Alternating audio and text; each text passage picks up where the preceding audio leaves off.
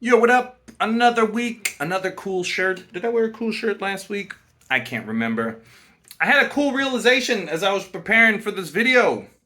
I'm making this video for me, not you. And I guess the rest of these weekly videos I'm making for me, I'm making it for you too, but more me that I can look back on one day and be like, oh, that's what was going on. Um, I have a list of things kind of in order of importance for the week. Maybe not. The first thing I was this just happened Saturday. I was preparing my like I'm going to therapy. I'm shooting this in the morning because I'm gonna go to therapy and maybe I want to do a therapy recap video. But I've been doing that internal family systems, which is like basically a style of therapy that your looks at you internally like you have a bunch of different parts that act like a family that could be functioning well or dysfunctioning. Probably for most people, it's dysfunctional for a lot of different reasons. Anyway, I was preparing this document. I'm like, oh, there's this one persona I had for like 3 seconds. Should I add that? Like that persona had a blog post, had a blog for a second. I haven't read it. Still haven't read it. I'm gonna leave the link in the whatever so you can read it. Me or you or me. I did read a part of it though because when I copied and pasted the blog into Gemini, and Gemini was like, "Oh shit, dude, this is the one. You found the guy." and in that blog, I wrote something crazy like one of the posts like. I had to go in and surgically remove the crybaby and lock him up. Yeah. Anyway, what I found was that it was that persona that like just briefly existed online, but it's been existing not as a persona, just a part of me ever since I created it. The name is Attain Maintain. The idea, surrounding like enlightenment. I think a lot of people, well, I did anyway, but it appears this way that people will put a lot of energy into trying to become enlightened and then kind of forget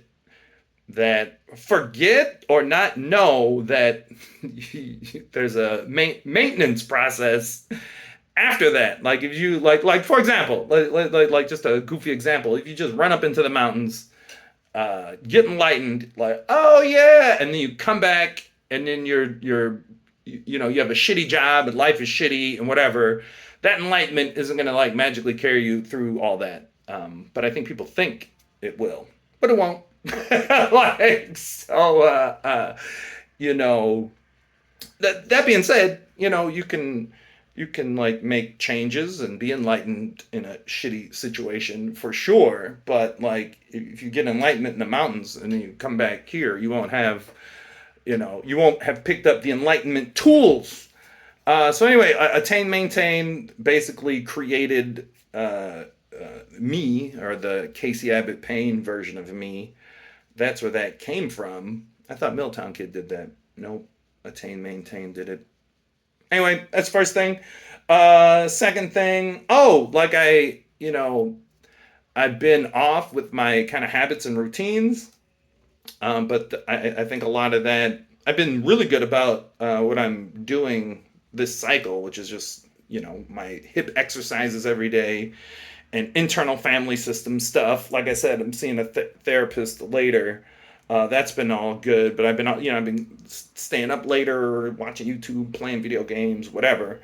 And I realized that I feel oppressed. I feel oppressed by me. I am oppressing myself.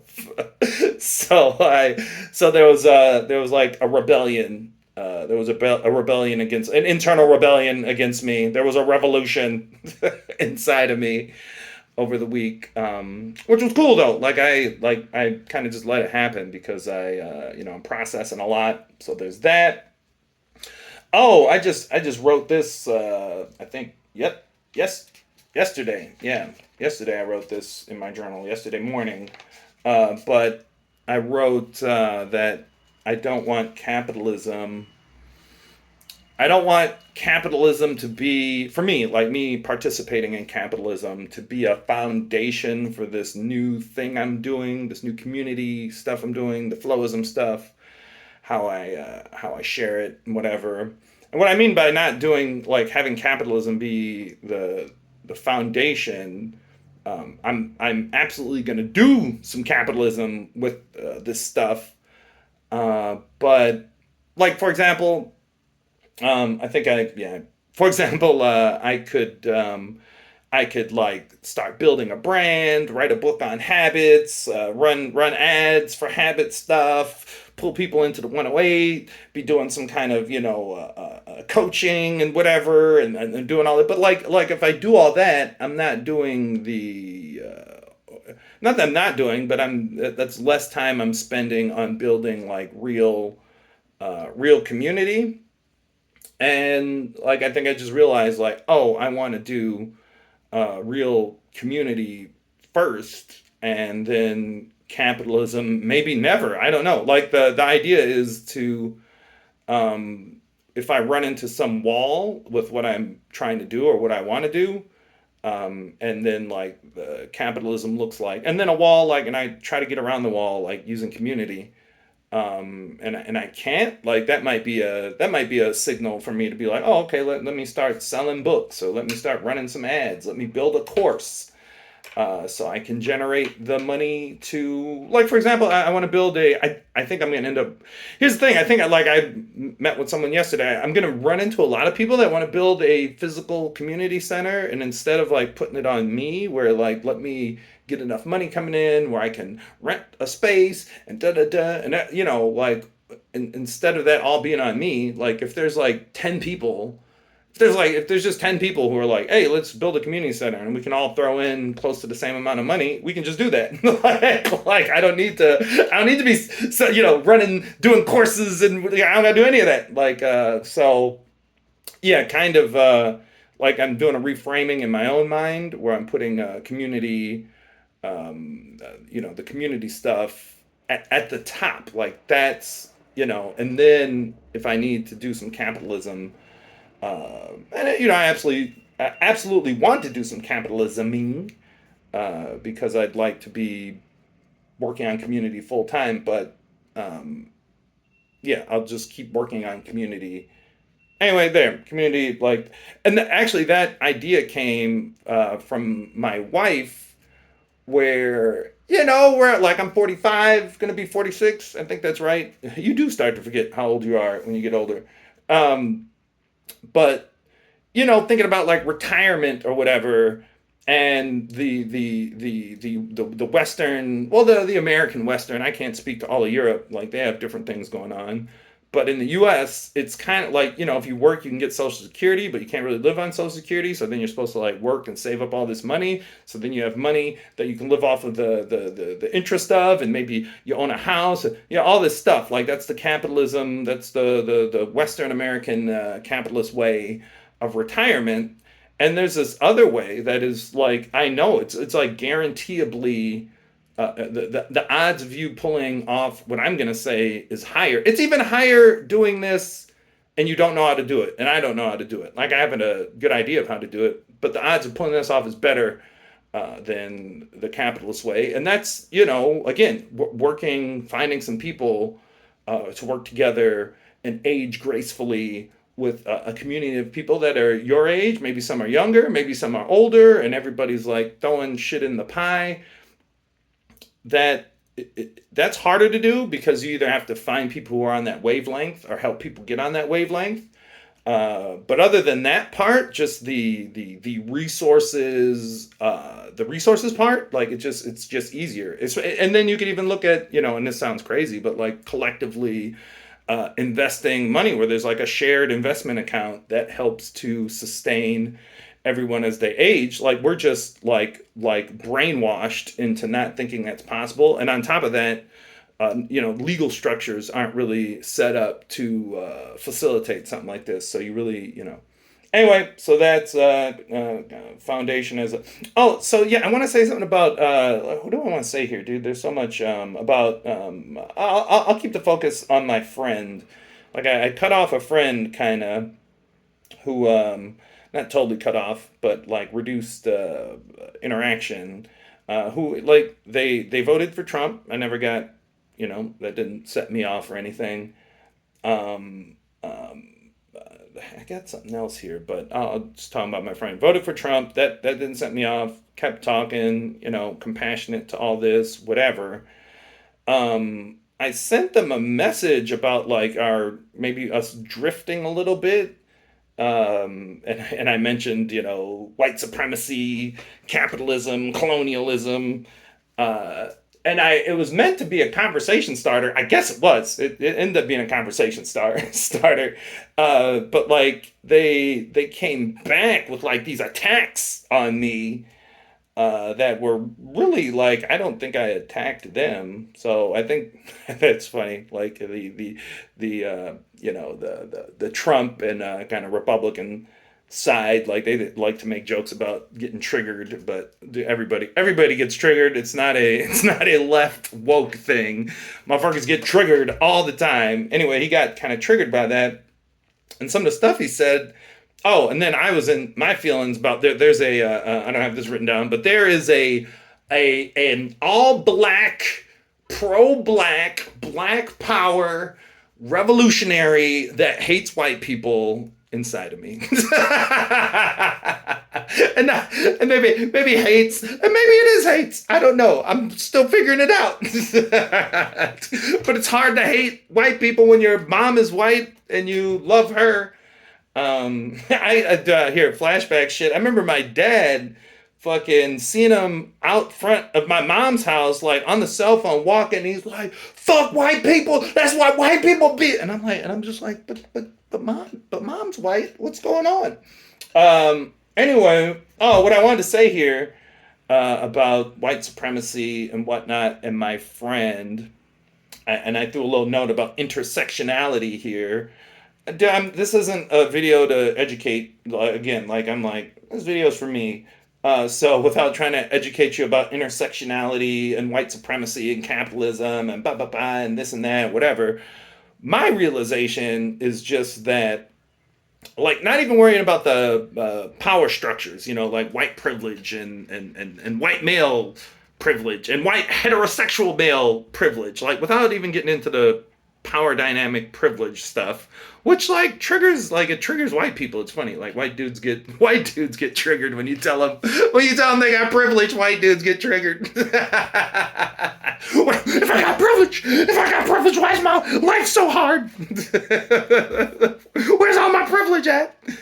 Anyway, what was I saying? Oh, privilege, power dynamic, all that stuff aside. My realization is just that intersectionality is basically, I'm not going to tell you, it's just talking about all the different, like different parts of your life you might have that make your life worse. Like you're black, okay, that sucks. And then you're a black woman, okay, that sucks even more. Okay, you're a black trans woman, oh my God, now now it's terrible. But without the power dynamic part, what I'm just realizing is, if you're a white dude, life is hard. Like I've always been just compassionate to whoever you are. Life is hard. Like even, you're a what do you call it? A trust fund baby. Life is hard. Like because a lot of times when life isn't hard, you're fucking soft, and then being soft makes life hard. So I get all that.